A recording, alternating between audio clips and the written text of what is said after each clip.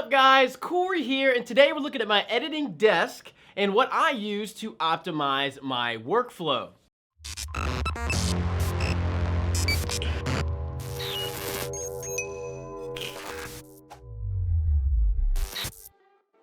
Alrighty, guys, so starting from the bottom up, let's go ahead and take a look at the desk. Now, this is a two-part desk. One is going to be the desk frame. It's from a company called FlexiSpot, and this is a sit-stand desk.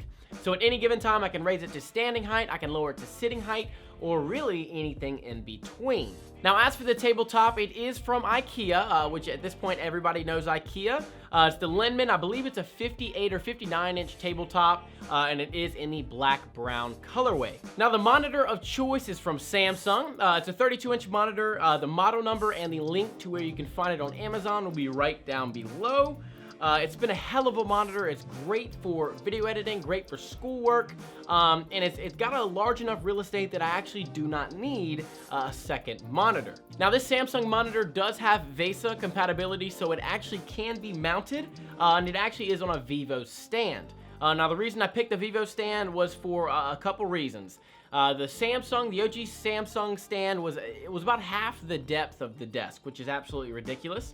So getting that Vivo stand, cleaned it up, it gave me some more room for my keyboard and my mouse. And on top of that, the Vivo stand does have a little cable management, little raceway in the back of the stand, so it keeps things nice and tidy. Now, behind the monitor, I have an LED strip from Basin. Now, the best thing about this LED strip in particular is it's actually made to size for about a 32-inch monitor. Now, a lot of LED strips nowadays, you know, you're having to crinkle up the corners when you're trying to wrap it around monitors or TVs or whatever you're trying to do.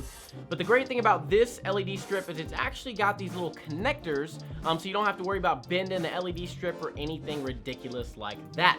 All right, guys, so let's talk about the peripherals of choice. I have an Apple Magic Keyboard 2, which has been a beast. I've always really enjoyed the MacBook Air and the MacBook Pro's keyboard. So I was like, you know what, screw it, let me try out one of these things and see if I like it, and I really, really do. Now, as for the mouse of choice, we're looking at the Logitech G602, which has been a hell of a mouse. It's been very nice since, you know, I don't necessarily need a wired mouse because I'm not gaming.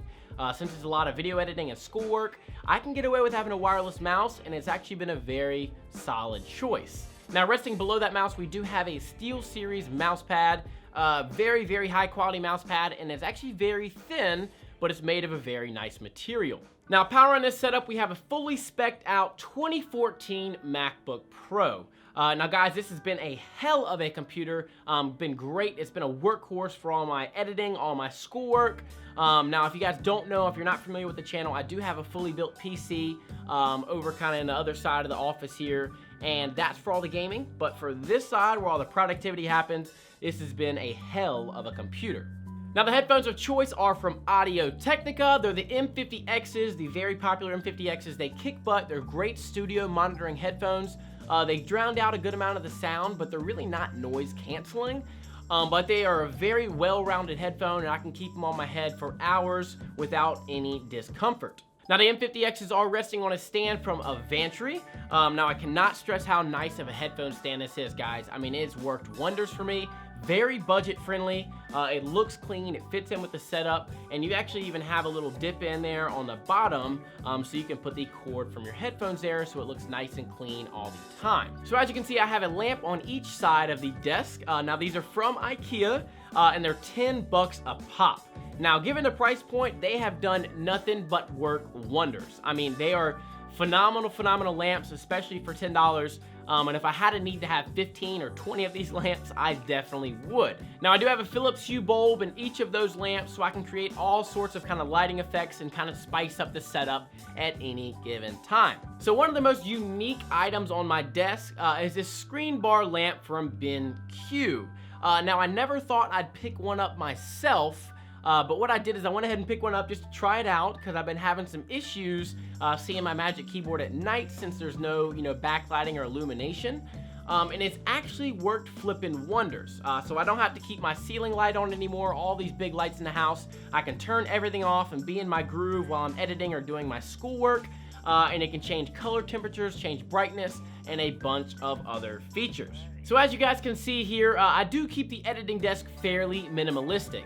Now there's a couple reasons behind it, but the main reason is just I think a lot of things are distractions nowadays, and when I'm editing, when I'm doing schoolwork, the last thing my ass needs is a distraction. So everything on the desk has an intended purpose. It is used in video production, it's used in video editing, or it's used during schoolwork. So guys, one thing I wanted to share with you is a couple little tips and tricks and kind of bonus features that I've found with this desk setup. Now, as for one, now the majority of my apartment is carpet, so I went to Walmart and picked up these furniture sliders, and I threw the furniture sliders under the legs of the desk so I can move the desk at any given time with flippin' ease. Now, since the desk only has one cord hanging down just so it can go up and down from sit to stand, it's as simple as me just unplugging it and finding a different socket, or me getting an extension cord so I can maybe move it in front of the window for the day so I can get a different view and maybe see outside. And, you know, it's just awesome being able to move and change things very, very easily. Now, when I did go out to the store to buy those furniture sliders, I did buy them in a pack. And the pack contained ones that you can use for carpet, and on top of carpet you can actually do hardwood as well. And lastly, this desk has been awesome for cable management. The desk frame has a little alleyway, as you guys can see here in the bottom. So if you don't have a ton of things to plug in, it works wonders without you having to put in a ton of work. Anyways, guys, that is going to be it for today's video. I'll drop all the links to the products I mentioned in this video down below that like button. If you have any questions, comments, concerns, please drop them down below as well. And I will catch you guys in the next video. Peace!